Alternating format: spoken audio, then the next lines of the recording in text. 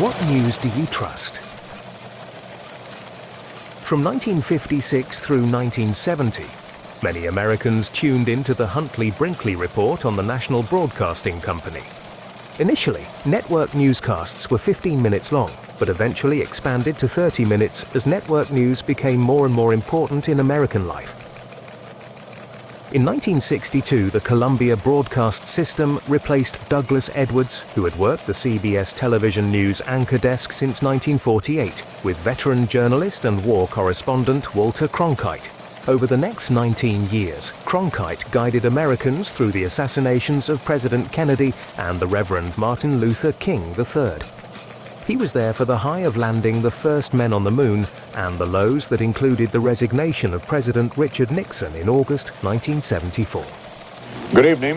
President Nixon reportedly will announce his resignation tonight, and Vice President Ford will become the nation's 38th president tomorrow. But the most important moment in his long legacy was when the man who was considered the most trusted man in America went to Vietnam in the wake of the 1968 Tet Offensive to report what he was witnessing. When the unflinching report aired, Cronkite called out the United States government for at best misleading, at worst lying, to the American people about the reality that the United States would not succeed in victory. He ended the report with an on-air editorial opinion that turned the vast majority of American opinion against the war in Vietnam in a way protesters had failed at in previous years. How could the Vietnamese communists have mounted this offensive with such complete surprise? As a matter of fact, the whole measure of the success of this war had been that we were pushing out from the secure cities, pacifying the countryside around them in an increasingly widening ring. Now all that seemed to be knocked into a cocked hat. How could it happen?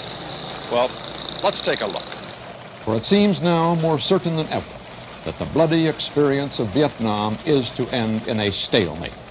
This summer's almost certain standoff will either end in real give and take negotiations or terrible escalation.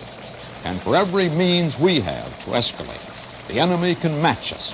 And that applies to invasion of the North, the use of nuclear weapons, or the mere commitment of 100 or 200 or 300,000 more American troops to the battle.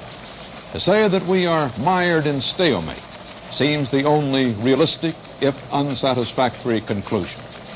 But it is increasingly clear to this reporter that the only rational way out then will be to negotiate, not as victors, but as an honorable people who lived up to their pledge to defend democracy and did the best they could. This is Walter Cronkite. Good night. On March the 6th, 1981, Cronkite was forced to step down as anchor as CBS policy at the time required anchors to retire at age 65. Since then, Americans have lost faith in mainstream news, and as a result they have found themselves in an increasingly tribal society as they seek out news sources that match their viewpoints and validate their feelings, and in many cases, conspiracies. This begs the question, are there any news sources that Americans and others in the world can turn to and trust for honest, unbiased news? The answer may surprise you.